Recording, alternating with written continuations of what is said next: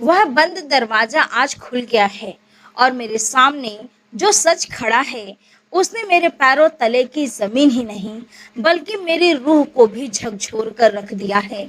1 साल तक मैंने इस कमरे की चाबी को अपने पल्लू से ऐसे बांध कर रखा जैसे ये मेरे ससुर जी की आखिरी सांस हो, जिसे छीनने के लिए मेरा पति और जेठ भेड़ियों की तरह झपटते रहे। मुझे लगता था कि अंदर कोई खजाना होगा या शायद कोई ऐसा काला सच जो खानदान को बर्बाद कर देगा। पर जब मैंने कांपते हाथों से ताला खोला तो सामने जो मंजर था उसे देखकर मेरी आंखों से आंसू नहीं बल्कि खून के कतरे गिर रहे थे, क्योंकि उस अंधेरे में मेरी जिंदगी का वो सबसे मनहूस दिन आज भी मेरी आंखों के सामने किसी पुरानी फिल्म की तरह घूमता है, जब बाहर आसमान से आग बरस रही थी और घर के अंदर मौत का सन्नाटा पसरा हुआ था। बाबूजी यानी मेरे ससुर जी अपने जीवन की अंतिम घड़ियां गिन रहे थे। पूरा घर एक अजीब सी बेचैनी में डूबा हुआ था, लेकिन उस बेचैनी में दुख से ज्यादा लालच की महक आ रही थी। ससुर जी, जिन्हें पूरा शहर दीनानाथ जी के नाम से जानता था, एक बेहद कड़क लेकिन वसूलों के पक्के इंसान थे। उन्होंने अपनी पूरी जिंदगी मेहनत करके यह 2 मंजिला आलीशान मकान और शहर के बाहरी हिस्से में कुछ जमीनें बनाई थी। मेरे पति सुमित और जेठ अमित जी ससुर के कमरे के बाहर खड़े ऐसे फुसफुसा रहे थे जैसे वो उनकी मौत का इंतजार नहीं बल्कि उस वसीयत का इंतजार कर रहे हो जो ससुर जी ने पिछले हफ्ते ही वकील को बुलाकर लिखवाई थी। मैं रसोई में चाय बना रही थी पर मेरे हाथ कांप रहे थे, क्योंकि मुझे मालूम था कि ससुर जी की हालत बहुत नाजुक है। अचानक कमरे से ससुर जी के खांसने की तेज आवाज आई और मैंने देखा कि अमित जी और सुमित दोनों झपटकर कमरे के अंदर घुसे। मैं भी पीछे पीछे भागी। बाबूजी बिस्तर पर लेटे हुए थे। उनकी सांसें उखड़ रही थी और आंखों में एक अजीब सी तड़प थी। उन्होंने अपने थरथराते हाथ से हवा में कुछ टटोलने की कोशिश की और उनकी नजरें कमरे के दरवाजे पर टिक गई, जैसे वो किसी को ढूंढ रहे हो। सुमित ने आगे बढ़कर उनका हाथ पकड़ा और कहा कि बाबूजी, हम सब यही हैं, आप चिंता मत कीजिए। पर बाबूजी ने झटके से उनका हाथ झटक दिया। उनकी आवाज तो जैसे गले में ही फंस गई थी, पर फिर भी उन्होंने पूरी ताकत लगाकर इशारा किया कि सबको कमरे से बाहर निकाल दिया जाए और सिर्फ मुझे यानी उनकी छोटी बहू को अंदर रहने दिया जाए। यह देखकर अमित जी और सुमित के चेहरे का रंग उड़ गया। वो दोनों बाहर जाने को तैयार नहीं थे, पर डॉक्टर के दखल देने पर उन्हें भारी मन से बाहर जाना पड़ा। कमरे में अब सिर्फ मैं, बाबूजी और वो मौत की खामोशी थी। बाबूजी ने मुझे अपने और करीब बुलाया। उनके शरीर से दवाओं और पुराने कागजों की एक मिली-जुली गंध आ रही थी। उन्होंने तकिए के नीचे से एक पुरानी पीतल की चाबी निकाली। वो चाबी काली पड़ चुकी थी और उस पर एक पुराना धागा बंधा हुआ था। उन्होंने मेरा हाथ पकड़ा और वो चाबी मेरे हथेली पर रख दी। उनकी पकड़ में उस वक्त इतनी जान थी कि मुझे डर लगने लगा। उन्होंने मेरे कान के पास जाकर बेहद धीमी और भारी आवाज में कहा कि बहू, मेरी बात बहुत ध्यान से सुनना। यह चाबी उस सबसे छोटे कमरे की है जो घर के पिछले बरामदे के कोने में है। मेरी मौत के ठीक 1 साल तक यह कमरा किसी भी कीमत पर खुलना नहीं चाहिए। इसकी सुरक्षा की जिम्मेदारी अब तुम्हारी है। सुमित और अमित इसके पीछे पड़ेंगे। वो तुम्हें डराएंगे, धमकाएंगे और शायद घर से निकालने की कोशिश भी करेंगे, पर तुम इस ताले को मत खुलने देना। 1 साल बाद जब तारीख पूरी हो जाए तब अकेले इस कमरे में जाना। यह कहते कहते उनकी आंखों से एक आंसू लुढ़क कर मेरे हाथ पर गिरा और वहीं उनकी आखिरी सांस थी। घर में मातम छा गया, पर उस मातम के बीच भी सबकी नजरें मेरे हाथ की उस मुट्ठी पर थी जिसमें मैंने वो चाबी छिपा रखी थी। ससुर जी के अंतिम संस्कार के ठीक तीसरे दिन जब घर में रस्मों का दौर चल रहा था, वकील साहब घर आए। वसीयत पढ़ी जाने वाली थी। पूरा परिवार बैठक में इकट्ठा था। सुमित की आंखों में एक अजीब सी चमक थी, जैसे वो पहले से ही सब कुछ अपने नाम मान चुके थे। वकील साहब ने गला साफ किया और पढ़ना शुरू किया। वसीयत में जायदाद का बंटवारा तो सामान्य था, पर एक क्लॉज यानी एक शर्त ने सबके होश उड़ा दिए। वकील ने ऊंची आवाज में पढ़ा कि दीनानाथ जी की अंतिम इच्छा के अनुसार घर के पिछले हिस्से का वो छोटा कमरा जो सालों से बंद है, वो 1 साल तक बंद ही रहेगा और उसकी चाबी उनकी छोटी बहू सीमा के पास रहेगी। अगर इस 1 साल के दौरान वो कमरा किसी भी तरह से खोला गया या जबरदस्ती करने की कोशिश की गई तो ससुर जी की सारी जमीनें और फिक्स डिपॉजिट्स एक चैरिटेबल ट्रस्ट को दान कर दिए जाएंगे। यह सुनते ही जैसे घर में बिजली गिर गई। अमित जी सोफे से उछल पड़े और चिल्लाने लगे कि ये क्या बकवास है। बाबूजी सटिया गए थे क्या? उस कमरे में ऐसा क्या है जो 1 साल तक इंतजार करना होगा? सुमित ने भी मेरी तरफ नफरत भरी नजरों से देखा। उसे लगा कि मैंने शायद बाबूजी को बहला फुसलाकर यह सब करवाया है। वकील साहब ने शांति से कहा कि यह उनकी कानूनी इच्छा है और इसका पालन करना अनिवार्य है। उस दिन के बाद से मेरी जिंदगी एक जलते हुए तवे जैसे हो गई। मुझे लगा था कि ससुर जी ने मुझ पर भरोसा किया है, पर मुझे ये नहीं पता था कि यह भरोसा मेरे लिए एक सज़ा बन जाएगा। सुमित ने उस रात मुझसे बात नहीं की। जब मैं कमरे में गई तो उसने सीधे सीधे मुझसे चाबी मांगी। मैंने मना किया तो उसने मुझे धक्का दे दिया। उसने कहा कि तुम नहीं जानती कि बाबूजी ने उस कमरे में क्या रखा होगा, हमारे पुरखों के जेवर या शायद कुछ गुप्त दस्तावेज। तुम एक बाहरी औरत होकर हमारे घर के मामलों में दखल दे रही हो।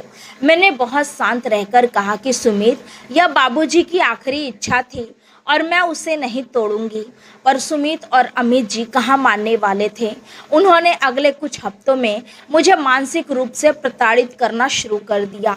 वो कमरा जो घर के एक अंधेरे कोने में था, अब जैसे पूरे घर का केंद्र बन गया था।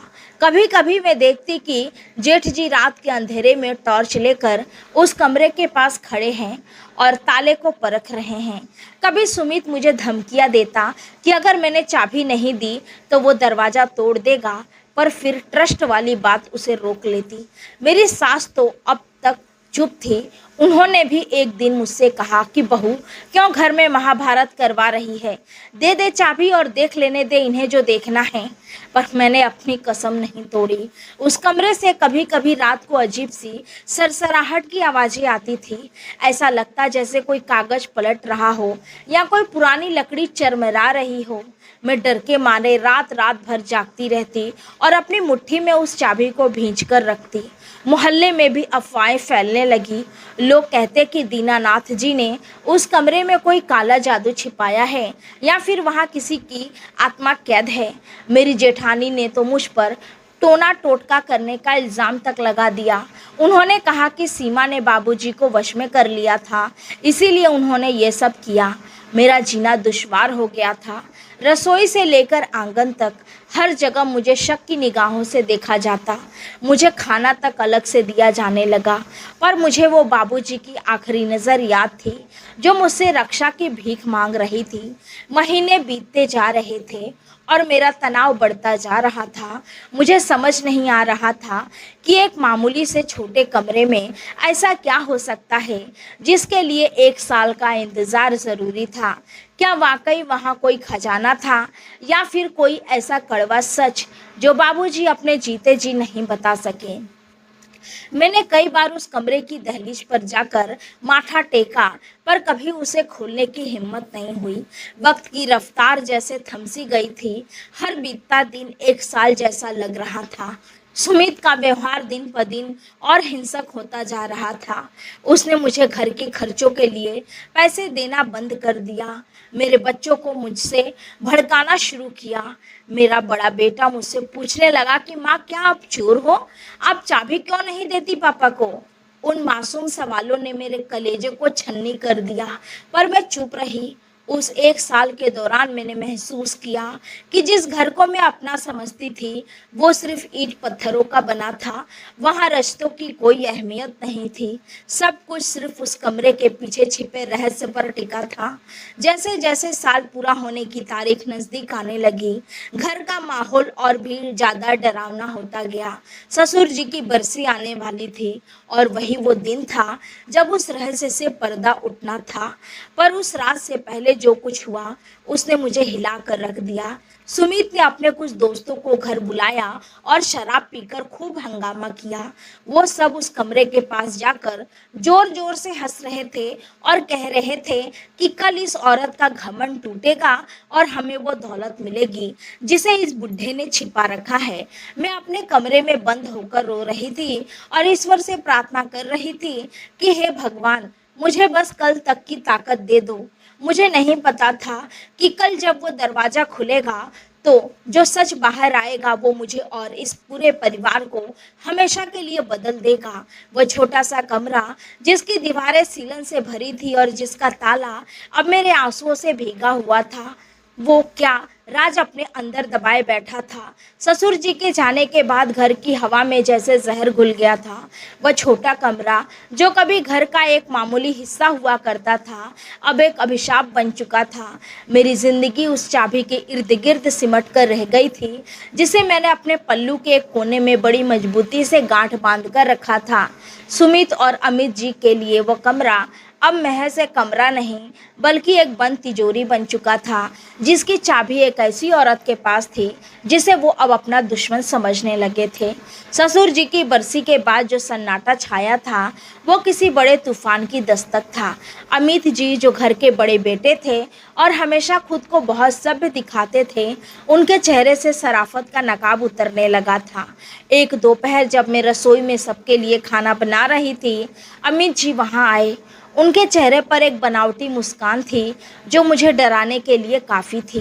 उन्होंने बहुत ही धीमे स्वर में कहा कि बहू देखो, हम सब एक ही परिवार के हैं। बाबूजी तो चले गए पर पीछे हम सबको इस उलझन में छोड़ गए। तुम समझदार हो, सुमित छोटा है, उसमें अभी उतनी अकल नहीं है। तुम वो चाबी मुझे दे दो। मैं वादा करता हूँ कि उस कमरे में जो कुछ भी निकलेगा उसका आधा हिस्सा सीधा तुम्हारे नाम कर दूंगा। सुमित को पता भी नहीं चलेगा। उनकी आंखों में लालच की वो चमक देखकर मेरा जी मिचलाने लगा। मैंने गर्दन झुकाकर बस इतना कहा कि जेठ जी, यह मेरे लिए हिस्सेदारी का सौदा नहीं है, यह बाबूजी की आखिरी अमानत है और उन्होंने मुझे 1 साल की कसम दी है। इतना सुनते ही अमित जी का चेहरा गुस्से से लाल हो गया। उन्होंने पास रखी कांच की सुराही जोर से फर्श पर दे मारी। कांच के टुकड़े मेरे पैरों के पास आकर बिखरे पर मैं हिली नहीं। उन्होंने चिल्लाकर कहा कि याद रखना सीमा, इस घर में रहना है तो हमारे हिसाब से चलना होगा, वरना यह चाबी तुम्हारी बर्बादी का कारण बनेगी। उस दिन के बाद से घर में मेरे खिलाफ एक सोची समझी साजिश शुरू हो गई। सुमित जो कभी कभी मेरे पक्ष में बोल दिया करता था, अब पूरी तरह अपने भाई के प्रभाव में था। वह रात रात भर गायब रहने लगा और जब आता तो शराब के नशे में धुत होता। एक रात वह कमरे में आया और उसने अलमारी के सारे कपड़े बाहर फेंक दिए। वह पागलों की तरह उस चाबी को ढूंढ रहा था। मैंने चाबी को अपनी कमर में बांध रखा था। जब उसे वो नहीं मिली तो उसने मेरा गला पकड़ लिया और मुझे दीवार से सटा दिया। उसकी आंखों में नफरत थी। उसने कहा कि तुम क्या समझती हो, तुम इस घर की मालकिन बन जाओगी। उस कमरे में जरूर बाबूजी ने सोने की ईंटें रखी हैं जो तुम अकेले डकारना चाहती हो। मुझे अपनी सफाई देने का मौका भी नहीं मिला। उसने मुझे जोर से धक्का दिया और मैं जमीन पर गिर पड़ी। शारीरिक चोट से ज़्यादा मेरा मन घायल हो रहा था। अगले दिन से जेठानी जी ने भी अपना रंग दिखाना शुरू कर दिया। उन्होंने घर के काम में मेरी मदद करना बंद कर दिया और बच्चों को मेरे पास आने से रोकने लगी। मेरा छोटा बेटा आरव जब मेरे पास आता तो वो उसे खींच ले जाती और कहती कि अपनी माँ के पास मत जाओ, वह जादूगरनी है, उसने दादाजी को वश में कर लिया था। छोटे से बच्चे के मन में अपनी माँ के लिए जहर बोया जा रहा था। मैं रसोई में अकेले रोती रहती पर चाबी को ढीला नहीं होने दिया। कभी कभी आधी रात को मुझे उस कमरे के पास से गुजरते हुए ऐसा लगता जैसे कोई रो रहा है। वह आवाज इतनी धीमी होती थी कि समझ ही नहीं आता था कि वो मेरा वहम है या हकीकत। एक बार मैंने हिम्मत करके उस कमरे के रोशनदान से झांकने की कोशिश की, पर अंदर घना अंधेरा था। ससुर जी ने उस कमरे को बाहर से ईंटों से चिना नहीं था, पर उसकी चुप्पी किसी दीवार से कम नहीं थी। मोहल्ले की औरतें भी अब ताने देने लगी थी। जब मैं पानी भरने या बाजार जाती तो पीछे से फुसफुसाहट सुनाई देती कि देखो, यही है वो छोटी बहू जिसने बूढ़े बाप को मरते वक्त अपने जाल में फंसा लिया। लोग कहते हैं कि दीनानाथ जी ने जरूर कोई बड़ा पाप किया था, जिसे उन्होंने उस कमरे में दफन कर दिया है। सुमित और अमित ने अब नया रास्ता अपनाया। उन्होंने एक वकील से बात की और मुझ पर मानसिक रूप से अस्थिर होने का आरोप लगाने की धमकी दी, ताकि वो कानूनी तौर पर चाबी हासिल कर सके। एक शाम जब मैं तुलसी के पास दिया जला रही थी, जेठ जी एक कागज लेकर आए। उन्होंने कहा कि सीमा, या तो तुम इस पर दस्तखत कर दो कि तुम अपनी मर्जी से चाबी हमें सौंप रही हो, या फिर हम कल तुम्हें पागल खाने भिजवाने का इंतजाम करेंगे। डॉक्टर से हमारी बात हो गई है। मेरी रूह कांप गई। मैं एक अकेली औरत, जिसके खिलाफ उसका अपना पति और परिवार खड़ा था, कैसे लड़ती। लेकिन तभी मुझे बाबूजी के वो शब्द याद आए कि बहू, चाहे दुनिया इधर की उधर हो जाए, इस दरवाजे को मत खुलने देना। मैंने उस कागज को पकड़ा और सबके सामने उसके टुकड़े टुकड़े कर दिए। सुमित ने मुझे मारने के लिए हाथ उठाया, पर सासू माँ ने उसे रोक लिया। सासू माँ, जो अब तक खामोश तमाशा देख रही थी, उन्होंने पहली बार बीच बचाव किया। शायद उनके मन में अब भी अपने पति के प्रति थोड़ा सम्मान बचा था, या शायद वो भी उस कमरे के सच से डरती थी। उन्होंने सुमित से कहा कि बेटा, वसीयत में लिखा है कि अगर जबरदस्ती की गई तो सब कुछ हाथ से निकल जाएगा, इसीलिए सब्र कर। सासू माँ की अब बात सुमित और अमित को चुप तो करा गई, पर उनके मन की आग और भड़क गई। अब उन्होंने मुझसे नजर बंद करना शुरू कर दिया। मेरा फोन छीन लिया गया। मुझे घर से बाहर जाने की अनुमति नहीं थी। मुझे ऐसा महसूस होने लगा जैसे मैं खुद उस घर में एक कैदी बन गई हूँ। हर रात मैं उस चाबी को छूकर देखती और सोचती कि आखिर इसमें ऐसा क्या है। क्या वाकई इसमें मेरे ससुर जी की कोई दौलत है, या फिर कोई ऐसा राज है जो इस परिवार की बुनियाद हिला देगा। कभी कभी मुझे महसूस होता कि बाबूजी कमरे के अंदर से मुझे पुकार रहे हैं। सर्दी की उन लंबी रातों में जब पूरा घर सो जाता, मैं दबे पांव उस कमरे के पास जाती और अपना कान दरवाजे से सटा देती। अंदर से कागजों के फड़फड़ाने की आवाज आती थी, जैसे कोई बहुत तेजी से कुछ लिख रहा हो। मुझे डर लगता कि कहीं वहां कोई रूह तो नहीं, पर बाबूजी तो बहुत शांत इंसान थे। उनकी रूह भला क्यों किसी को डराएगी। धीरे धीरे घर के रिश्तों की दीवारें पूरी तरह गिर चुकी थी। हम एक ही छत के नीचे रहते थे, पर अजनबियों की तरह। खाने की मेज पर सन्नाटा होता था, सिर्फ बर्तनों की आवाजें आती थी। जेठ जी अब अक्सर घर के पिछले हिस्से में खुदाई करने की कोशिश करते थे। उन्हें लगता था कि शायद कमरे के बाहर की जमीन के नीचे कुछ दबा हो। उनका यह लालच उन्हें पागल बना रहा था। एक बार उन्होंने आधी रात को कुल्हाड़ी से दरवाजे पर वार करने की कोशिश की, पर जैसे ही उन्होंने पहला वार किया, पूरे घर की बिजली चली गई और एक भयानक आवाज गूंजी। वह डर कर पीछे हट गए। अगले दिन उनके हाथ में एक अजीब सी सूजन आ गई, जो हफ्तों तक नहीं उतरी। घर के लोग इसे बाबूजी का श्राप कहने लगे। मुझे लगने लगा था कि वो कमरा खुद अपनी रक्षा कर रहा है। मेरा स्वास्थ्य गिरने लगा था। चिंता और अकेलेपन ने मुझे कमजोर कर दिया था, पर मेरी मुट्ठी की पकड़ और मजबूत होती गई। मुझे बस उस एक साल के पूरे होने का इंतजार था। मुझे लगता था कि उस दिन मुझे अपनी वफादारी का इनाम मिलेगा, या शायद इन सारे दुखों का अंत होगा। पर मुझे जरा भी अंदाजा नहीं था कि वो कमरा सिर्फ ईंट और पत्थरों का ढांचा नहीं, बल्कि भावनाओं का एक ऐसा विस्फोटक था जो फटने के लिए तैयार बैठा था। सुमित ने अब मुझसे पूरी तरह नाता तोड़ लिया था। वह दूसरी औरत के साथ संबंध बनाने की धमकियां देने लगा था। उसने कहा कि अगर तुम मुझे वो चाबी नहीं दोगी तो मैं इस घर में सौतन ले आऊँगा। मेरा दिल टूट चुका था, पर मेरी जुबान खामोश थी। मैंने तय कर लिया था कि चाहे मेरी जान चली जाए, मैं बाबूजी को दिया वचन नहीं तोड़ूंगी। वह 1 साल मेरी ज़िंदगी की सबसे बड़ी अग्नि परीक्षा बन गया था, जहाँ हर पल मुझे अपनी गरिमा, अपने मातृत्व और अपने अस्तित्व की लड़ाई लड़नी पड़ रही थी। सस्पेंस और डर के उस माहौल में मैं बस एक जिंदा लाश की तरह दिन काट रही थी, उस आखिरी सुबह की तलाश में जो शायद मेरा सब कुछ छीन लेने वाली थी या मुझे सब कुछ वापस दिला देने वाली थी। जैसे जैसे कैलेंडर के पन्ने पलट रहे थे और वो रहस्यमय तारीख करीब आ रही थी, घर की दीवारों के भीतर एक अजीब सी खामोशी छा गई थी। यह वह खामोशी नहीं थी जो शांति लाती है, बल्कि यह वह घुटन थी जो किसी पुराने खंडहर में महसूस होती है। सुमित और अमित जी ने अब सीधे टकराव का रास्ता छोड़ दिया था, पर उनकी नज़रों में जो जहर था वह शब्दों से कहीं ज्यादा घातक था। मुझे अक्सर महसूस होता कि बाबूजी की आत्मा उस छोटे कमरे के इर्द गिर्द मंडरा रही है।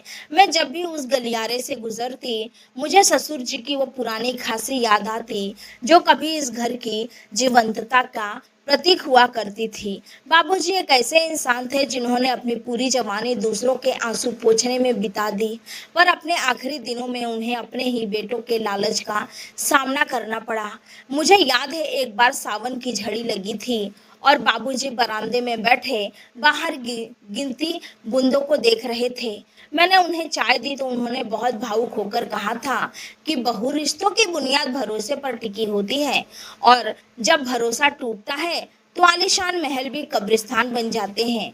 उस वक्त मैं उनकी बात का गहरा अर्थ समझ नहीं पाई थी, पर अब जब मैं सुमित की आंखों में अपने प्रति नफरत और पैसों के प्रति जुनून देखती, तो मुझे बाबूजी के शब्दों की गहराई समझ आती। उस कमरे का सस्पेंस अब मेरी रातों की नींद उड़ा चुका था। घर में अब भी वही पुरानी दिनचर्या थी, पर हर चीज बनावटी लगने लगी थी। जेठानी जी ने अब पूरी तरह से मुझसे बात करना बंद कर दिया था। वह रसोई में आती तो मेरे बनाए खाने को ऐसे देखती जैसे उसमें मैंने जहर मिला दिया हो। घर का माहौल इतना विषाक्त हो चुका था कि मुझे डर लगने लगा था कि कहीं यह तनाव मेरे बच्चों के भविष्य को न निगल जाए। सुमित अब अक्सर देर रात घर आता और बिना कुछ कहे सो जाता। हमारी बातचीत सिर्फ जरूरत की चीजों तक सीमित रह गई थी। कभी कभी वो सोते हुए बड़बड़ाता, वह कमरा, वो चाबी। उसका दिमाग सिर्फ उसी एक जगह पर अटका हुआ था। अमित जी ने अब एक नया पैंतरा चला। उन्होंने शहर के कुछ बड़े रईसों और जमीन के दलालों को घर बुलाना शुरू कर दिया। वो उन्हें बाहर से ही वो बंद कमरा दिखाते और कहते कि बस कुछ महीने और फिर ये पूरी जायदाद हमारे हाथ में होगी। वो लोग कमरे की बंद चौखट को ऐसे देखते जैसे वो कोई सोने की खान हो। मुझे अपनी सासू माँ की चुप्पी सबसे ज्यादा अखरती थी। वह दिन भर अपनी माला जपती रहती, पर उनकी आंखों में एक डर भी था। वह डर क्या था? क्या वह ससुर जी की नाराजगी का डर था, या फिर उस कमरे के भीतर छिपे किसी सच का? एक दिन जब मैं उनके पैर दबा रही थी, उन्होंने धीरे से मेरा हाथ पकड़ा और कांपती आवाज में कहा कि बहू, तुम बहुत बड़ी परीक्षा दे रही है। बाबूजी ने तुझे यह जिम्मेदारी दी है तो जरूरी कोई सोच रही होगी, पर याद रखना, कभी कभी सच इतना भारी होता है कि उसे सहना मुश्किल हो जाता है। उनकी इस बात ने मेरे मन में और भी सवाल खड़े कर दिए। क्या उस कमरे में कोई ऐसी चीज थी जो परिवार को जोड़ सकती थी, या फिर लंबे तबाह करने वाली थी? महीनों के इस लंबे इंतजार में मैंने ससुर जी की यादों को सजोना शुरू किया। मैं अक्सर उनकी पुरानी तस्वीरों को देखती और उनके साथ बिताए उन पलों को याद करती, जब वो मुझे अपनी सगी बेटी की तरह मानते थे। मुझे याद है जब मेरी शादी होकर इस घर में आई थी, तब बाबूजी ने ही मेरा स्वागत सबसे पहले किया था। उन्होंने कहा था कि इस घर की असली लक्ष्मी तुम हो, पर आज उसी घर की लक्ष्मी को एक चाबी के खातिर अपराधी की तरह देखा जा रहा था। सुमित के व्यवहार में जो बदलाव आया था, उसने मुझे तोड़कर रख दिया था। एक शाम सुमित के घर के सभी सदस्यों के सामने मुझे बुलाया और एक कानूनी नोटिस थमाया। उसमें लिखा था कि अगर मैं चाबी नहीं सौंपती तो वो मुझ पर मानसिक उत्पीड़न का केस करेगा। मेरी आंखों से आंसू झलक पड़े। मैंने सुमित की तरफ देखा और पूछा कि क्या तुम वाकई लगता है कि मैं तुम्हें धोखा दे रही हूँ। सुमित ने ठंडे लहजे में कहा कि मुझे कुछ नहीं पता, मुझे बस मेरा हक चाहिए जो उस कमरे में बंद है। उस रात बिजली बहुत जोर से कड़क रही थी। मैं कमरे के बाहर बरामदे में बैठी थी। अचानक मुझे उस बंद कमरे के अंदर से फिर वही आवाज सुनाई दी, सरसराहट, जैसे कोई लकड़ी की अलमारी खोल रहा हो। मैं हिम्मत जुटाकर दरवाजे के पास गई। मैंने दरार से अंदर झांकने की कोशिश की, पर कुछ नजर नहीं आया। तभी मुझे लगा कि ये कोई मेरे पीछे खड़ा है। मैं पलटी तो देखा कि जेठ जी हाथ में एक टॉर्च लिए खड़े थे। उनकी आंखें लाल थी। उन्होंने मुझसे कहा कि सीमा, अभी वक्त है, मान जाओ, कल वक्त गुजर जाएगा तो पछताओगी। मैंने बिना डर के, जेठ जी, वक्त तो बाबूजी के साथ ही गुजर गया, अब तो बस उनकी दी हुई अमानत की बारी है। उन्होंने एक सर्द मुस्कान दी और चले गए। सस्पेंस इस कदर बढ़ गया था कि अब मुझे हर साये में बाबूजी नजर आने लगे थे। कभी कभी मुझे महसूस होता कि वो उस कमरे की खिड़की के पीछे से मुझे देख रहे हैं और मुस्कुरा रहे हैं। घर के मंदिर में दिया जलाते वक्त भी मेरी नजर उसी पिछले गलियारे की तरफ जा रही थी। ससुर जी की बरसी से एक महीना पहले घर में एक अजीब सी घटना हुई। घर का पालतू कुत्ता जो हमेशा उस कमरे के पास सोता था, अचानक एक रात जोर जोर से रोने लगा। वह कमरे के दरवाजे को अपने पंजों से खुरच रहा था। अमित जी ने उसे डंडे से मारकर भगाया, पर वह कुत्ता शांत नहीं हुआ। अगले दिन वह कुत्ता घर छोड़कर कहीं चला गया। पूरे घर में एक डर बैठ गया कि उस कमरे में कोई बुरी शक्ति है। मेरा दिल कहता था कि बाबूजी कभी किसी का बुरा नहीं कर सकते थे। मैंने उन दिनों में बहुत आत्मचिंतन किया। सोचा कि क्या वाकई मैं सही कर रही हूँ? क्या एक मृत इंसान की इच्छा के लिए मैं अपने वर्तमान परिवार को दांव पर लगा रही हूँ? पर फिर मुझे ससुर जी का वो चेहरा याद आया जब उन्होंने मेरे हाथ पर चाबी रखी थी। उनकी उन आंखों में एक उम्मीद थी, एक भरोसा था कि उनकी यह बहू उनकी आत्मसम्मान की रक्षा करेगी। मैंने तय कर लिया कि चाहे मेरी जिंदगी की आखिरी सांस क्यों न हो, मैं उस दरवाजे को वक्त से पहले नहीं खोलने दूंगी। सुमित ने अब मुझसे बात करना पूरी तरह बंद कर दिया था। वह घर में तो होता, पर मेरे लिए वो एक अजनबी बन चुका था। हमारी शादीशुदा जिंदगी उस बंद कमरे की तरह धूल खा रही थी। अंतिम कुछ दिनों में और भी भारी थे। पूरा मोहल्ला अब हमारी गली की तरफ नजरें गड़ाए रहता था। लोग सट्टे लगाने लगे थे कि उस कमरे से क्या निकलेगा। कोई कहता ससुर जी ने पुराने सिक्के छिपाए हैं, कोई कहता वहां कोई वसीयत है जो बेटों ने बेदखल कर देगी। उन अफवाहों ने सुमित और अमित के गुस्से को और भी भड़का दिया। उन्होंने घर में मजदूरों को बुला लिया ताकि जैसे ही तारीख आए वो दीवारें तक तोड़ सके। मेरी हालत उस परिंदे की तरह थी जो पिंजरे में बंद है और बाहर शिकारी इंतजार कर रहे हैं। मैंने उस चाबी का रेशमी कपड़े से लपेटकर अपने सीने से सटाकर रखा। रात को सोते वक्त भी मेरी मुट्ठी बंद रहती थी। बाबूजी की यादें अब मेरा एकमात्र सहारा थी। मैं अक्सर सोचती कि वो उस छोटे से कमरे में अकेले क्या करते थे। वह कमरा ससुर जी का निजी कक्ष था, जहां वो अक्सर दोपहर में जाकर बैठ जाते थे। किसी को भी अंदर जाने की इजाज़त नहीं थी। हम सोचते थे कि वह वहां सो रहे हैं या हिसाब किताब कर रहे हैं, पर अब समझ आ रहा था कि वहां कुछ ऐसा था जो इस घर की चकाचौंध से अलग था।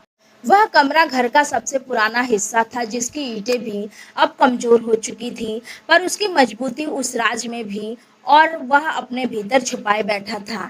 जैसे जैसे 365 दिन की घड़ी नजदीक आ रही थी, मेरी धड़कनें किसी नगाड़े की तरह बजने लगी थी। घर में मेहमान आने लगे थे। दूर के रिश्तेदार भी इस रहस्यमय घटना का हिस्सा बनना चाहते थे। सबने मुझे एक विलन की तरह देखना शुरू कर दिया था, जैसे मैंने कोई बहुत बड़ा अपराध किया हो। पर मुझे पता था कि सच्चाई का रास्ता कांटों से भरा होता है। मैं हर सुबह उठकर बाबूजी की हर तस्वीर के सामने हाथ जोड़ती और कहती कि बाबूजी, आज एक दिन और बीत गया। मुझे शक्ति देना, सस्पेंस और डर के इस संगम ने मुझे एक ऐसी औरत बना दिया था जो अब किसी भी तूफान का सामना करने को तैयार थी। लेकिन क्या मैं वाकई उस मंजर के लिए तैयार थी जो उस दरवाजे के पीछे मेरा इंतजार कर रहा था? क्या मेरा विश्वास उस सच को झेल पाएगा जो बाबूजी ने हमारे पन्नों और बंद दरवाजे के पीछे छिपाया था? यह सवाल मेरे जहन में जहर की तरह फैल रहा था, पर अब पीछे मुड़ने का कोई रास्ता नहीं था। तारीख तय थी, वक्त मुकर्रर था और उस बंद कमरे की चाबी मेरे कांपते हाथों में अपनी आखिरी रात गुजार रही थी। दरवाजा खुलने से ठीक एक दिन पहले की वो रात मेरी जिंदगी की सबसे लंबी और खौफनाक रात थी। पूरे घर में जैसे सन्नाटा पसर गया था, लेकिन वो सन्नाटा शांति वाला नहीं, बल्कि किसी बड़े धमाके से पहले कि उस भयावह खामोशी जैसा था जो रूह को कपा देती। बाहर मौसम ने भी अपना रौद्र रूप अख्तियार कर लिया था। जून की उष्ण भरी गर्मी के बीच अचानक काले बादलों ने आसमान को घेर लिया और मूसलाधार बारिश होने लगी। बिजली की कड़कड़ाहट ऐसी थी जैसे कोई आसमान में जोर जोर से जंजीरें पीट रहा हो। घर के अंदर का माहौल बाहर के तूफान से कई ज्यादा हिंसक था। सुमित ने उस रात हद पार कर दी। वह शाम से ही शराब पी रहा था और उसकी आंखें खून की तरह लाल हो चुकी थी। वह बार बार उस गलियारे की तरफ जाता जहां वो बंद कमरा था और फिर वापस आकर मुझे नफरत भरी नजरों से देखता। अमित जी और जेठानी जी बैठक में बैठे थे। कोई सो नहीं रहा था। सबकी नजरें घड़ी की सुइयों पर टिकी थी जो जैसे जैसे रेंग रेंग कर चल रही थी। रात के करीब 11 बजे सुमित मेरे पास आया और उसने मेरा हाथ इतनी जोर से मरोड़ा कि मेरी चीख निकल गई। उसने दहाड़ते हुए कहा कि सीमा, अब बहुत हो गया, बस कुछ घंटे बचे हैं। वो चाबी अभी के अभी मेरे हाथों में कर दे, वरना आज इस घर में कोई जिंदा नहीं बचेगा। मैंने दर्द से कराहते हुए भी अपनी मुट्ठी भींच ली और कहा कि सुमित, सुबह तक इंतजार करो, बाबूजी ने जो कहा था उसे पूरा होने दो। सुमित सुमित सातवें आसमान पर पहुंच गया। उसने मुझे जोर का तमाचा जड़ा और मैं जमीन पर गिर पड़ी। मेरे होठ से खून निकलने लगा, पर मेरा हाथ अभी भी उस चाबी पर था जो मेरे पल्लू में बंधी थी। जेठ जी ने सुमित को शांत करने का नाटक तो किया, पर उनकी आंखों में भी वही वहशीपन और लालच था। उन्होंने कहा कि सुमित, छोड़ इसे, सुबह जब दरवाजा खुलेगा और अगर वहां कुछ नहीं निकला तो हम इस औरत को वो हाल करेंगे कि इसे अपनी मौत की दुआ मांगनी पड़ेगी। मैं वहां से उठी और लड़खड़ाते हुए उस बंद कमरे के सामने वाले बरामदे में जाकर बैठ गई। बारिश का पानी बौछारों के रूप में मेरे चेहरे पर पड़ रहा था। मुझे लगा जैसे कुदरत भी उस राज के खुलने का इंतजार कर रही है जो 1 साल से इस घुटन भरे घर में कैद था।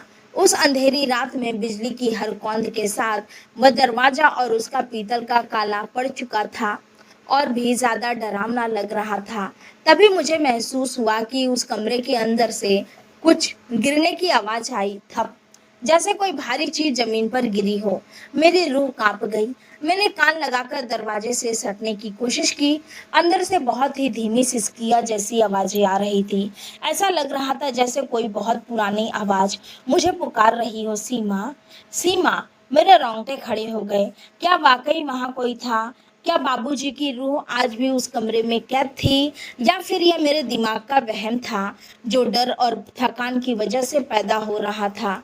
पूरी रात मैं उस दरवाजे के सामने पहरा देती रही। सुमित और अमित जी बीच बीच में आकर मुझे देखते रहते, जैसे उन्हें डर हो कि मैं चाबी लेकर भाग जाऊंगी।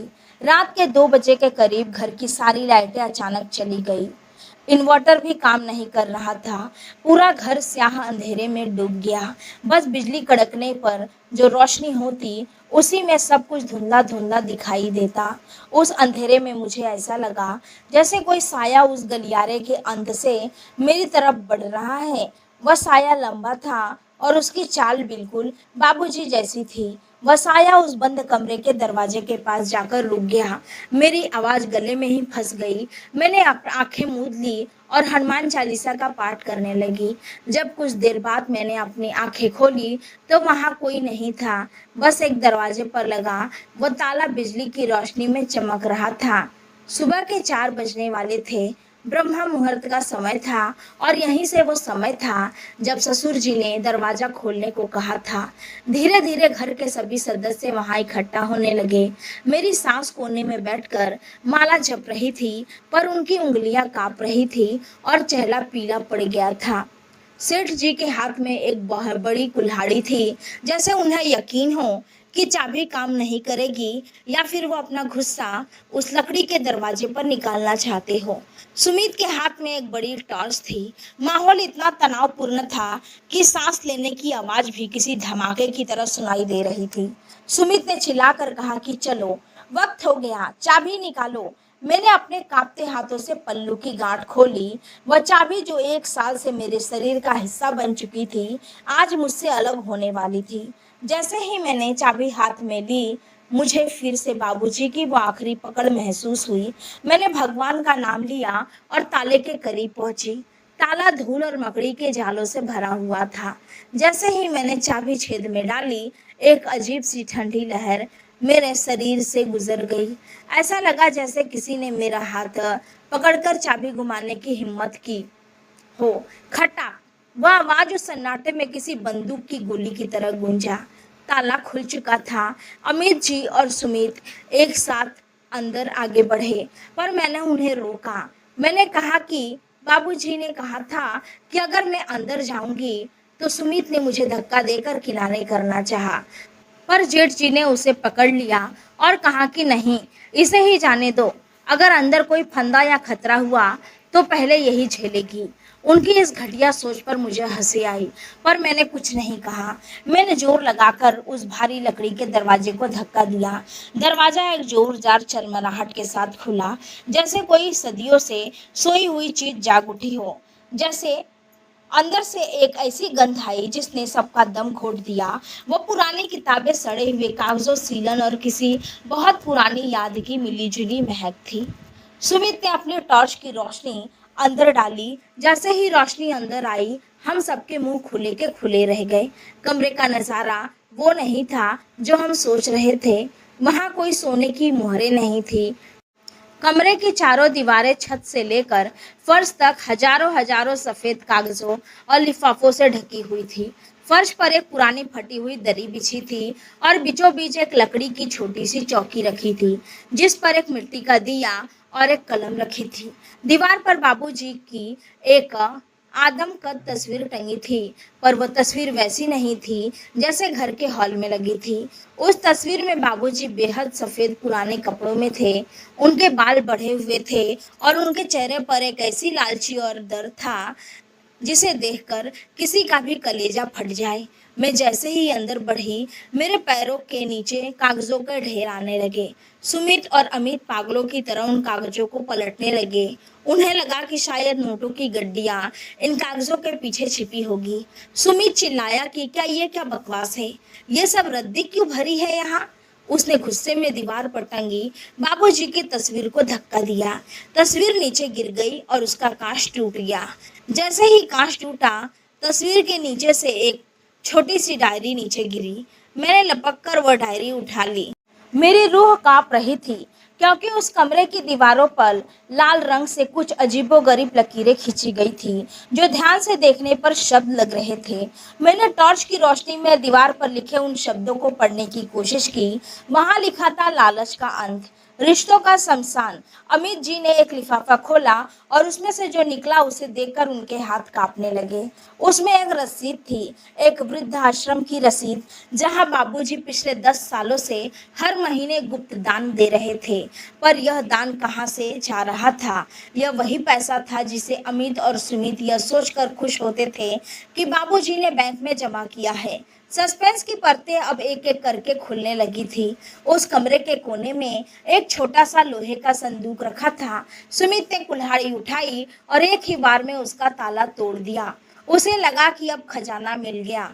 संदूक खुलते ही सुमित पीछे हट गया और जोर जोर से हांफने लगा। संदूक के अंदर सोने के सिक्के नहीं थे, बल्कि उसमें दर्जनों छोटी छोटी कांच की शीशियां थी, जिनसे आंसू भरे हुए थे, और हर शीशी पर एक तारीख और एक घटना लिखी थी। पहली शीशी पर लिखा था, आज सुमित ने पहली बार मुझे बुढ़ा कहकर जलील किया। दूसरी पर लिखा था, अमित ने चुपके से जमीन के कागजों पर मेरे अंगूठे के निशान लेने की कोशिश की। मेरी आंखों से आंसू नहीं रुक रहे थे। वह कमरा कोई तिजोरी नहीं थी, वह बाबूजी का वो गुप्त दर्द था जिसे उन्होंने अपने ही बेटों से छुपा कर रखा था। वह कमरा उनकी उन रातों का गवाह था जो उन्होंने घुट घुट कर जी थी। सुमित और अमित अब उन कागजों को ऐसे देख रहे थे जैसे वो कागज नहीं बल्कि उनके पापों का कच्चा चिट्ठा हो। पर अभी भी सबसे बड़ा राज खुलना बाकी था। उस कमरे की सबसे पिछली दीवार पर एक छोटा सा पर्दा लगा था। जेठानी ने कौतूहलवश वह पर्दा खींचा और जो सामने दिखा उसने हम सबको पत्थर बना दिया। वहाँ एक अलमारी थी जिसमें एक छोटी बच्ची की पुरानी फ्रॉक और कुछ खिलौने रखे थे। वो खिलौने खून से सने हुए थे। मेरी सास ने जैसे ही वो देखा, उनके मुंह से एक ऐसी चीख निकली कि वो वहीं बेहोश होकर गिर पड़ी। ये क्या था? इस घर में तो कभी कोई छोटी बच्ची थी ही नहीं। फिर ये फ्रॉक और ये खून के निशान किसके? कमरे के अंदर का रहस्य अब डरावने मोड़ पर पहुंच चुका था और मैं समझ गई थी कि बाबूजी ने मुझे यह जिम्मेदारी क्यों दी थी। वो नहीं चाहते थे कि उनकी मौत के बाद उनका यह दर्दनाक अतीत धूल फेंकता रहे। वह चाहते थे कि यह सच उस वक्त खुले जब उनके बेटों का लालच अपने चरम पर हो। कमरे के उस सन्नाटे में अब सिर्फ सिसकियों की आवाजें आ रही थी और मैं कांपते हाथों से उस डायरी का पहला पन्ना पलटने वाली थी जिसमें इस पूरे परिवार की बर्बादी का बीज छिपा था। सासू माँ के फर्श पर गिरते ही पूरे कमरे में एक अफरा तफरी मच गई। अमित जी और सुमित ने झपट कर उन्हें उठाने की कोशिश की और उन्हें बाहर बरामदे में ले गए जहां ठंडी हवा चल रही थी। जेठानी जी के चेहरे का रंग उड़ चुका था। उनकी नजरें अभी भी उस अलमारी में रखी बच्ची की फ्रॉक और उन खिलौनों पर टिकी थी जो धूल और सूखे हुए खून के धब्बों से सने थे। मैं वहीं घुटनों के बल बैठ गई। मेरे हाथ में बाबूजी की वो छोटी सी डायरी थी जिसके पन्ने इतने पुराने हो चुके थे कि छूने से ही लग रहा था जैसे वो अभी फट जाएंगे। बाहर बारिश अब थम धीमी हो चुकी थी, पर बादलों की गड़गड़ाहट अभी भी रुक रुक कर दिल को दहला रही थी। कमरे के अंदर जो गंध फैली थी वह अब और भी गहरी हो गई थी। सुमित बाहर से वापस आया। उसका गुस्सा अब एक अजीब से खौफ में बदल रहा था, लेकिन उसका लालच अभी भी मरा नहीं था। उसने मेरे हाथ से वो डायरी छीनने की कोशिश की और चिल्लाया कि सीमा, यह सब क्या पाखंड है? बाबूजी ने हमें बेवकूफ बनाया। 1 साल तक हमें इस सड़ी हुई कोठरी के पीछे दौड़ाया। कहाँ है वो वसीयत जिसके बारे में वकील ने कहा था? इस रद्दी से हमारा हक कहाँ छिपा है? मैंने बहुत ही शांत पर कड़वे स्वर में कहा, सुमित, शांत हो जाओ। जो सामने दिख रहा है उसे समझने की कोशिश करो। बाबूजी ने कोई मजाक नहीं किया था। यह कमरा उनकी आत्मा का आईना है। अमित जी भी वापस अंदर आ गए थे। उनके हाथ कांप रहे थे और माथे पर पसीने की बूंदें चमक रही थी। उन्होंने उस अलमारी की तरफ इशारा करते हुए कहा कि यह यहाँ कैसे आया? बाबूजी ने इसे संभाल कर क्यों रखा था? उनकी आवाज में जो डर था उसने मेरे सस्पेंस को और बढ़ा दिया। मैंने डायरी का पहला पन्ना पलटा। उसमें बाबूजी की साफ और सुंदर लिखावट थी, लेकिन शब्दों के बीच में कहीं कहीं स्याही फैली हुई थी, जैसे लिखते वक्त उनकी आंखों से आंसू गिरे हो। डायरी की शुरुआत आज से करीब 35 साल पहले की थी। पहले पन्ने पर लिखा था, आज मेरी जिंदगी का सबसे बड़ा गुनाह मुकम्मल हो गया। समाज के डर से और इस खानदान की झूठी नाक बचाने के लिए मैंने उस सच को दफन कर दिया जो मेरी असली खुशी था। यह पढ़कर मेरी धड़कनें तेज हो गई। मैंने सुमित और अमित जी की तरफ देखा जो पागलों की तरह अभी भी दीवारों पर टंगे उन खतों को फाड़ फाड़ कर पढ़ रहे थे। उन खतों में जो लिखा था वह इस परिवार के हर सदस्य की आत्मा को झकझोरने के लिए काफी था। एक खत में लिखा था, अमित, तुम जिसे अपनी माँ समझते हो वह तुम्हारी माँ ज़रूर है, पर उसने तुम्हारे वजूद को पाने के लिए जो रास्ता चुना, वो तुम्हें कभी गर्व नहीं करने देगा। कमरे के भीतर बिखरे हज़ारों पन्नों पर बाबूजी ने अपने जीवन के आखिरी 10 सालों की एक-एक तारीख का हिसाब रखा था। वहाँ लिखा था कि कैसे इस आलीशान मकान के बनने के बाद दोनों बेटों ने मिलकर उन्हें उनके ही घर में एक अजनबी बना दिया था। एक पन्ने पर दर्ज था, आज दिवाली थी, पूरे घर में रोशनी थी, नए कपड़े थे। सुमित ने मुझसे कहा कि बाबूजी, आज इस पुराने कुर्ते से बाहर मत आइए, मेहमानों के सामने अच्छा नहीं लगता। मैं इसी छोटे से कमरे में बैठा रहा और बाहर पटाखों का शोर सुनता रहा। मुझे लगा कि मैंने यह मकान नहीं, अपनी कब्र बनाई है। दूसरा खत जो अमित जी के हाथ में था, उसमें लिखा था, अमित ने आज जमीन के उस टुकड़े को बेच दिया जो मैंने अपनी होने वाली पोती के नाम सुरक्षित रखना चाहा था। उसने कागजों पर मेरे जाली दस्तखत किए। मुझे पता था, पर मैं चुप रहा, क्योंकि मैं अदालत के चक्कर में अपने बेटों को जेल जाते नहीं देखना चाहता था। सुमित ने एक और कागज उठाया जिस पर लिखा था, आज रात मुझे तेज बुखार था। मैंने सुमित को आवाज दी, पर उसने अपने कमरे का दरवाजा बंद कर लिया और कहा कि सुबह डॉक्टर को बुलाएंगे, अभी सोने दीजिए। मैं पूरी रात इस फर्श पर पानी की एक एक बूंद के लिए तरसता रहा। जैसे जैसे ये बातें सामने आ रही थी, कमरे की फिजा और भारी होते जा रही थी। सुमित और अमित के चेहरों पर अब लालच की जगह एक ऐसी शर्मिंदगी और खौफ छा रहा था जिसने उनकी जुबान बंद कर दी थी। लेकिन असली सस्पेंस तो उस अलमारी के पीछे छिपा था। मैं उठी और उस अलमारी के पास पहुंची। मैंने उस छोटी सी बच्ची की फ्रॉक को छुआ। वो फ्रॉक किसी बहुत गरीब बच्चे के लग रही थी। डायरी के अगले पन्ने को पलटते हुए मेरी नजर एक ऐसी सच्चाई पर पड़ी जिसने मेरी रूह को कपा दिया। डायरी में लिखा था, इस घर की नींव में एक मासूम का खून है। सुमित और अमित, तुम दोनों जिस माँ की कोख से जन्मे हो, वो इस घर की पहली औरत नहीं थी। इस घर की एक और मालकिन थी, सरस्वती। वो एक बेहद सीधी और गरीब लड़की थी जिसने मैंने शहर के मंदिर में शादी की थी, क्योंकि मेरे पिता इस रिश्ते के खिलाफ थे। अमित उसी सरस्वती का बेटा है। यह पढ़ते ही अमित जी के पैर डगमगा गए। वह चिल्लाए, झूठ है यह बुढ़ा पागल हो गया था। मेरी माँ बाहर बैठी है। यह सरस्वती कौन है? मैंने आगे पढ़ना जारी रखा था। अमित, तुम सरस्वती के बेटे हो, लेकिन जब तुम सिर्फ 2 साल के थे तो मेरी वर्तमान पत्नी यानी तुम्हारी इस माँ ने, जो एक रईस खानदान की बेटी थी, मेरे पिता के साथ मिलकर एक ऐसी साजिश रची जिसने सब कुछ तबाह कर दिया। सरस्वती को इस घर से भगाने के लिए उस पर चोरी का इल्जाम लगाया गया। जब वो नहीं मानी तो एक रात इसी छोटे कमरे में उसे बंद कर दिया गया। उस वक्त उसके पेट में एक और बच्ची थी, मेरी बेटी। उस रात इस कमरे में जो कुछ हुआ, उसे याद करके आज भी मेरी रूह कांप जाती है। मेरी पत्नी ने सरस्वती को इस कदर प्रताड़ित किया कि उसने इसी कमरे की छत से लटक कर अपनी जान दे दी। उस वक्त उसके शरीर पर यही फ्रॉक थी जो उसने अपनी आने वाली बच्ची के लिए सिली थी, और खिलौने जो वो तुम्हारे लिए लाई थी वो उसके खून से सन गए। यह सच जैसे ही कमरे में गूंजा, बाहर बरामदे में सासू माँ की एक जोरदार रोने की आवाज आई। वो होश में आ चुकी थी और घिसटती हुई उस कमरे की दहलीज तक आ पहुंची थी। उनका पूरा शरीर कांप रहा था और वो दोनों हाथ जोड़कर बाबूजी की उस गिरकर टूटी हुई तस्वीर के सामने नाक रगड़ रही थी। उन्होंने रोते हुए कहा कि मुझे माफ कर दो, मुझे माफ कर दो दीनानाथ। मैंने अपने पिता के दबाव में आकर वो सब किया था, पर मैंने अमित को सगे बेटे से ज्यादा पाला। मैंने कभी उसे एहसास नहीं होने दिया कि वो मेरा बेटा नहीं है। अमित जी अपनी माँ की तरफ देख रहे थे। उनकी आंखों में एक ऐसा खालीपन था जैसे उनका पूरा संसार ही उजड़ गया हो।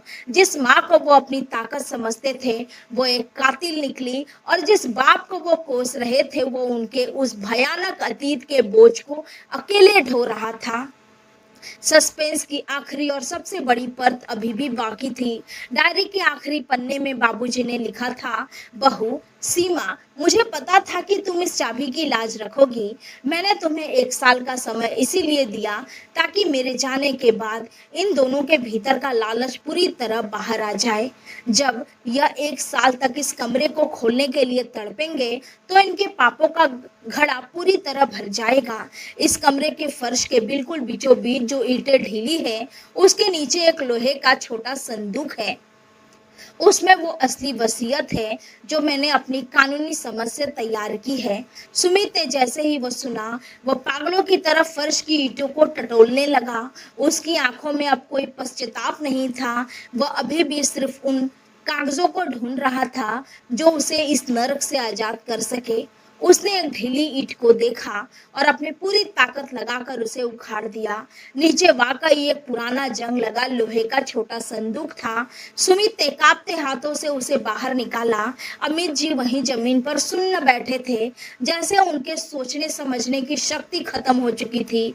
सुमित ने संदूक का ढक्कन खोला। अंदर एक नया सीलबंद कानूनी लिफाफा रखा था। उसने लिफाफा फाड़ा और उसमें से वसीयत के कागजात निकाले।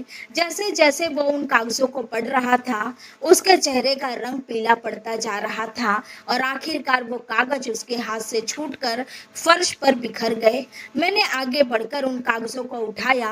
वसीयत में लिखा था कि यह आलीशान मकान, जमीनें और बैंक के सारे पैसे उस चैरिटेबल ट्रस्ट और अनाथालय के नाम किए जाते हैं जो बाबूजी ने सरस्वती की याद में शहर के दूसरे कोने में बनवाया था।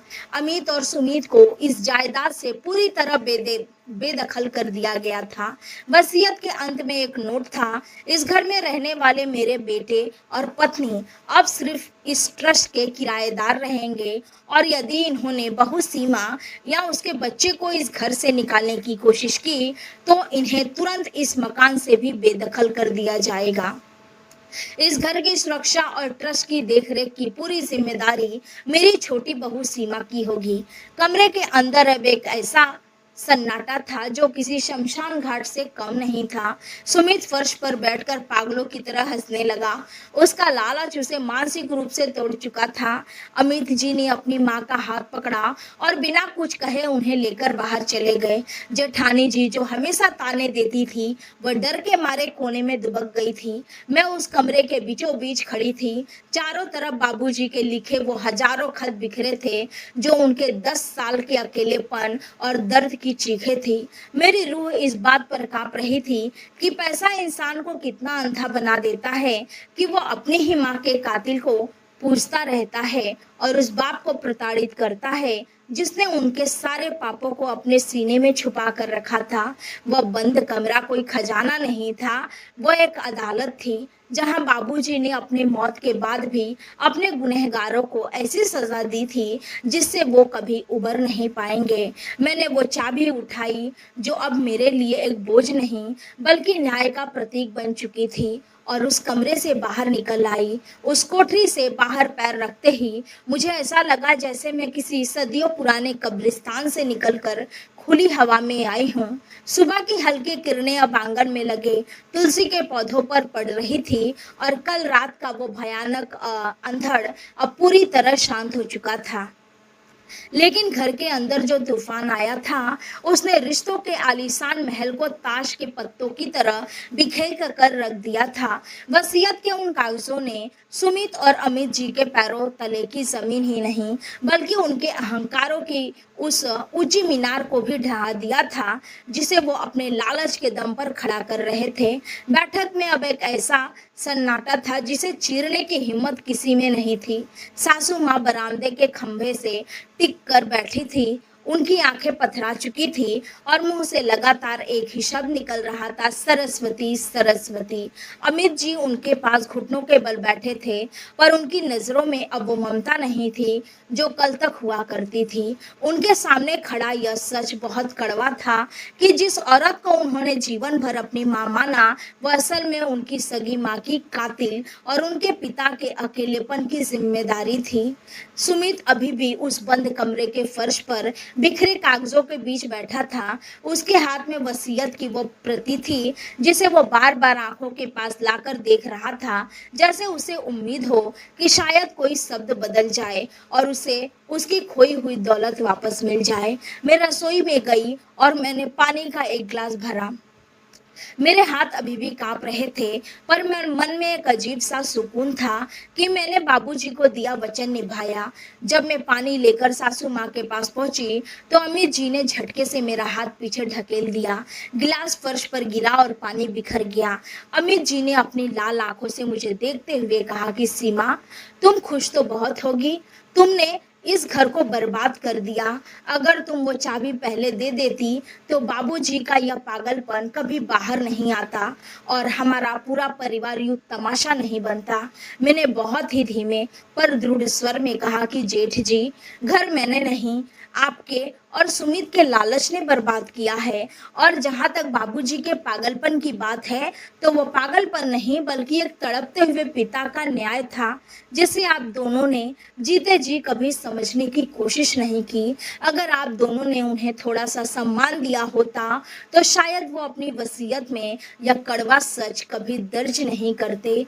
मेरी बात सुनकर अमित जी के पास कोई जवाब नहीं था। वो उठकर अपने कमरे की तरफ चल दिए और पीछे से अपनी पत्नी को भी जोर से आवाज देकर अंदर बुला लिया। जेठानी जी, जो हमेशा मुझे नीचा दिखाने का मौका ढूंढती थी, आज बिल्ली की तरह दबे पांव अपने पति के पीछे चली गई। तभी सुमित उस कमरे से बाहर निकला। उसके कपड़े धूल से सने थे और बाल बिखरे हुए थे। वह सीधे मेरे पास आया और उसने मेरे कंधा पकड़कर झकझोर दिया। उसने कहा कि सीमा, तुम इस ट्रस्ट की रखवाली करोगी, तुम इस घर की मालकिन बनोगी। मैं ऐसा कभी नहीं होने दूंगा। मैं अदालत जाऊंगा। मैं इस वसीयत को चुनौती दूंगा। बाबूजी दिमागी रूप से ठीक नहीं थे। मैं यह साबित करके रहूंगा। मैंने सुमित के हाथों को अपने कंधे से हटाया और वसीयत का वो पन्ना उसके सामने किया, जिस पर सरकारी गवाहों और शहर के प्रतिष्ठित डॉक्टरों के दस्तखत थे। मैंने कहा कि सुमित, बाबूजी ने कोई कसर नहीं छोड़ी थी। उन्होंने अपनी मानसिक स्थिति का सर्टिफिकेट भी इस वसीयत के साथ नैतिक करवाया है। तुम अदालत जाओ या कहीं भी, सच कहीं नहीं बदलेगा। अब तुम इस घर के मालिक नहीं बल्कि उस ट्रस्ट के किराएदार हो जो तुम्हारी पहली माँ सरस्वती के नाम पर बना है। सुमित ने गुस्से में अपना हाथ दीवार पर मारा। उसका यह दोष उसकी बेबसी की निशानी था। वह बिना कुछ कहे घर का मुख्य दरवाजा खोलकर बाहर निकल गया, शायद अपनी हार को शराब के नशे में डुबोने के लिए। घर में अब सिर्फ मैं, सासू माँ और मेरे दो बच्चे बचे थे, जो इस पूरे ड्रामे से अनजान अपने कमरे में सो रहे थे। मैं सासू माँ के पास बैठी। उन्होंने चालाकी और रोब नहीं था जो एक सास का होता है। उन्होंने कांपती आवाज में कहा कि बहू, क्या तुम मुझे इस घर से निकाल दोगी? मैंने बहुत ही आदर से उनके पैर छुए और कहा कि माँ जी, बाबूजी ने वसीयत में लिखा है कि आप सब यहीं रहेंगे। मैं कोई नहीं होती आपको निकालने वाली, लेकिन हाँ, इस घर में अब लालच और नफरत का कोई स्थान नहीं होगा। बाबूजी की आत्मा को शांति तभी मिलेगी जब इस घर की दीवारों से उस मासूम सरस्वती की चीखें साफ होंगी। सासू माँ ने रोते हुए अपना सिर मेरी गोद में रख दिया। यह एक ऐसी औरत का आत्मसमर्पण था जिसने जीवन भर सत्ता और पैसे के अहंकार में रिश्तों का कत्ल किया था। दोपहर के वक्त वसीयत में नामी वकील साहब और चैरिटेबल ट्रस्ट के दो प्रतिनिधि पुलिस बल के साथ हमारे घर पहुंचे। मोहल्ले के लोग तमाशा देखने के लिए बाहर इकट्ठा हो गए थे। जो लोग कल तक मुझे डायन और जादूगरनी कह रहे थे, वो अब आपस में कानाफूसी कर रहे थे कि दीनानाथ जी की छोटी बहू ने पूरे खानदान को सीधे रास्ते पर ला दिया। वकील साहब ने कानूनी कार्रवाई शुरू की। उन्होंने अमित जी और सुमित को बुलाकर साफ साफ समझा दिया कि घर की हर एक चीज अब ट्रस्ट की संपत्ति है।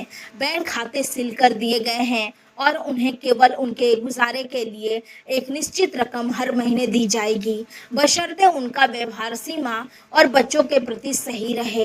अमित और सुमित ने बिना किसी के विरोध के उन कागजों पर दस्तखत कर दिए, क्योंकि उनके पास अब कोई और रास्ता नहीं बचा था। अब सारी कानूनी औपचारिकताएं पूरी हो गई तो मैं वापस उस छोटे कमरे की तरफ बढ़ी। अब वह कमरा डरावना नहीं लग रहा था। मैंने और ट्रस्ट के लोगों ने मिलकर उन हजारों पत्रों और लिफाफों को सहेज कर एक बक्से में रखा, ताकि उन्हें सरस्वती अनाथालय के संग्रहालय में बाबूजी की याद के तौर पर रखा जा सके। जब फर्श की सफाई हो रही थी, तो मुझे खिड़की के पास एक छोटा सा तुलसी का सूखा हुआ पत्ता मिला, जिसे बाबूजी ने अपनी डायरी के आखिरी पन्ने पर चिपकाया था। मैंने उस डायरी को अपने पास सुरक्षित रख लिया, ताकि जब मेरे बच्चे बड़े हो तो मैं उन्हें बता सकूं कि उनके दादाजी कोई कठोर इंसान नहीं, बल्कि एक बहुत बड़े संत थे, जिन्होंने अपने परिवार के पापों को छुपाने के लिए खुद को एक अंधेरे कमरे में कैद कर लिया था।